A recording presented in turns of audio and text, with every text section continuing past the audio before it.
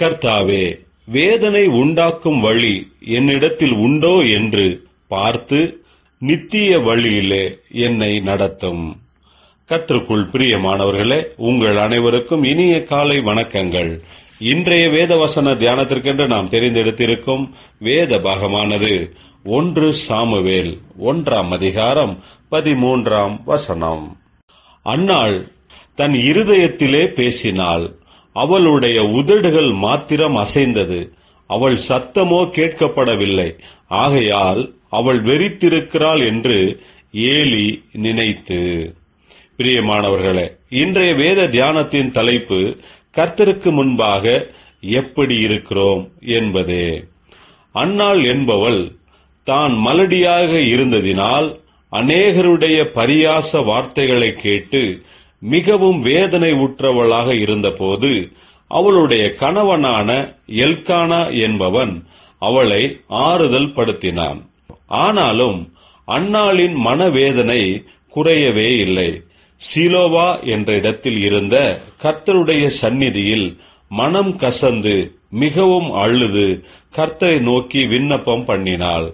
அவளை பார்த்த அங்கிருந்த ஏலி என்ற ஆசாரியன், அன்னாள் மதுபானத்தில் நிறைந்தவளாக பிதற்றிக் கொண்டு இருக்கிறாள் என்றான்.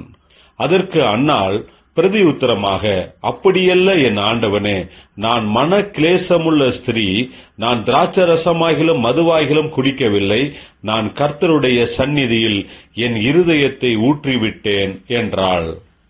அதை கேட்ட ஏலி அன்னாளை ஆசீர்வதித்தான். பிரியமானவர்களே, நம்முடைய கஷ்டம், வேதனை, துக்கம் இவைகளை பார்க்கிற அநேகர் வேறு வேறு விதங்களில் நம்மை பார்க்கக்கூடும். அவர்கள் நம்மை புரிந்து கொள்ளாமலும் இருக்கக்கூடும். சிலர் நம்மை தவறாகவும் புரிந்து கொள்ளக்கூடும். ஆனால் கர்த்தர் நம்முடைய இருதயத்தை பார்க்கிறவர். கர்த்தருக்கு முன்பாக நாம் எப்படியாக இருக்கிறோம் என்பதுதான் மிகவும் முக்கியமானதாகும். தாழ்மையுடன் கர்த்தருக்கு முன்பாக வருவோம். நம்முடைய வேதனைகளை, துக்கத்தை கர்த்தரிடத்தில் பகிர்ந்து கொண்டு அவரிடத்தில் இருந்து அற்புதங்களை எதிர்பார்ப்போமாக. ஜெபிப்போம். ஜீவனுள்ள தேவனே, உமக்கு முன்பாக நாங்கள் தாழ்மையுடனும் விசுவாசத்துடனும் வருகிறோம்.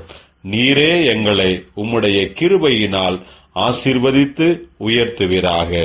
இயேசு கிறிஸ்துவின் நாமத்தில் ஜெபிக்கிறோம் நல்ல பிதாவே, ஆமேன்.